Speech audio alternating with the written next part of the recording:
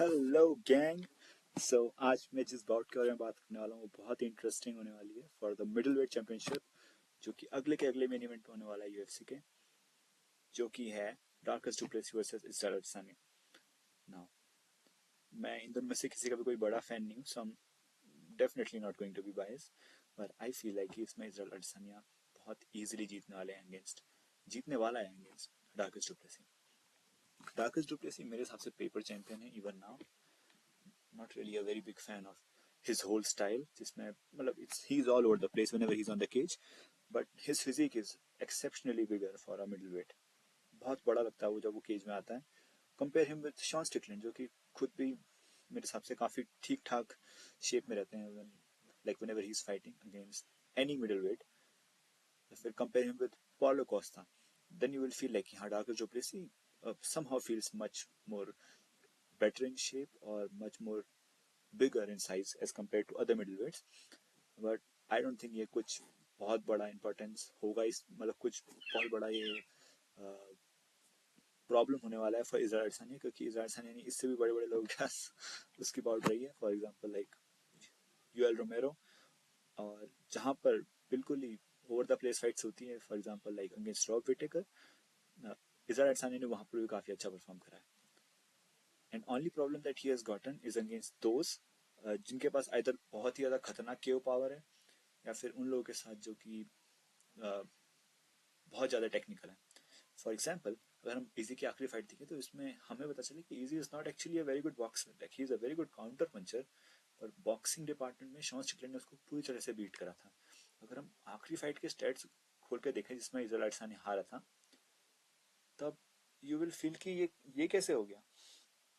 हम हमेशा बात करते हैं इजराइल अडसानी की बहुत ही आउटस्टैंडिंग स्ट्राइकिंग की, पर अगर तुम यहाँ पर देखोगे तो ना उतने टोटल स्ट्राइक्स लॉन्च हुए हैं, इसके अलावा शॉन स्टिकलैंड ने बहुत बार हिला दिया था इजराइल अडसानिया को अपने पंचेस से। तो इजराइल अडसानिया लाइक बहुत बुरी तरह हारा था, मतलब he was favourite in that fight, और शॉन स्टिकलैंड बहुत बड़ा अंडरडॉग था, और just coming of a victory against Alex Pereira, everyone was thinking कि हाँ इजराइल अडसानिया तो आराम से जीत जाएगा इस फाइट को, बट शॉन स्टिकलैंड से हार गया था। Maybe just maybe Dricus Du Plessis कुछ इम्प्रोवाइज करके आए बॉक्सिंग डिपार्टमेंट में, कुछ अच्छा कुछ खतरनाक टेक्निक्स या फिर कुछ तो सीक्रेट बना के लाए, जो कि मुझे नहीं लगता बनाएंगे, क्योंकि आप बनानी होती तो आज तक बना दी होती। Dricus Du Plessis struggled a hell lot against Sean Strickland. Sean Strickland ने कंसिडरेबली बहुत ऊपर नंबर में उनको स्ट्राइकिंग करा था, देख सकते हैं इस नंबर को देखो जरा एक बार, wow, outmatched by such a huge margin, 137 to 173, and इसके बावजूद I just don't understand कि किस तरीके से डार्कस डुप्लेसी को परफॉर्मेंस ऑफ द नाइट भी मिल गया और वो चैंपियनशिप भी जीत गए। It was like I don't know, I consider it as a robbery.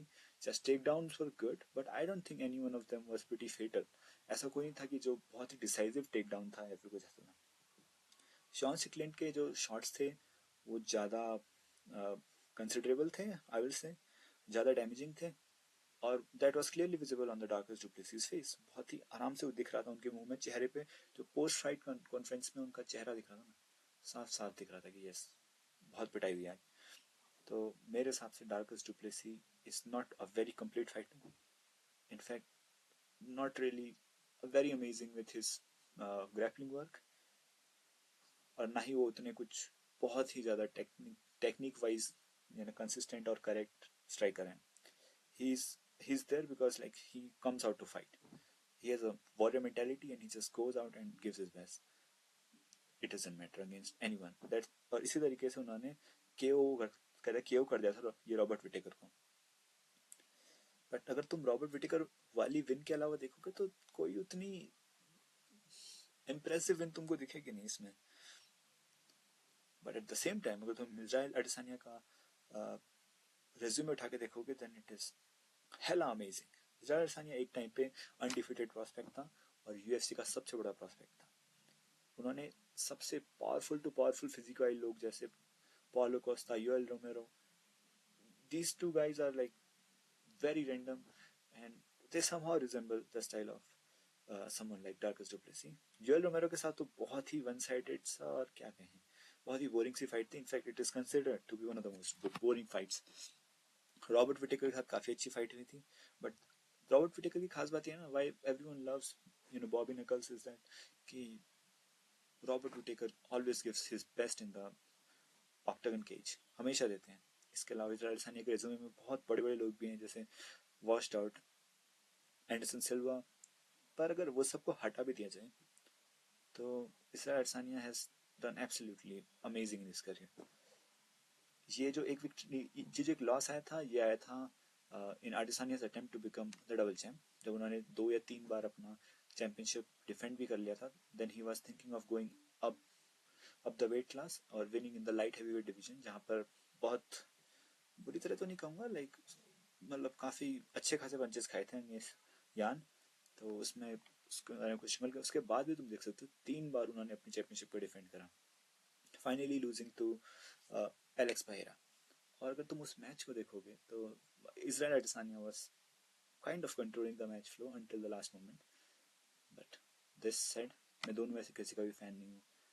In fact I just don't care कि कौन जीतेगा क्या हारेगा। आई एम मोर एक्साइटेड कि जो इससे जीतेगा उसका फाइट शॉन स्टिकलैंड के साथ होगा।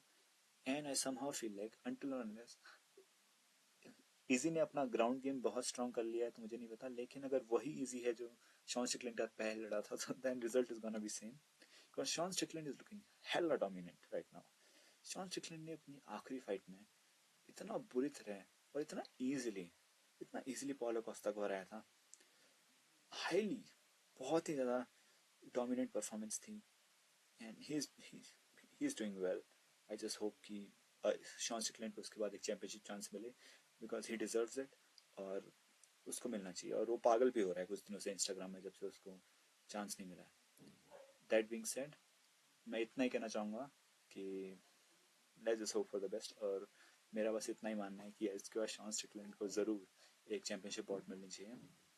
Next up will talk about कि क्या होने वाला है in the next big main event, which is in UK I believe, Leon versus Belal.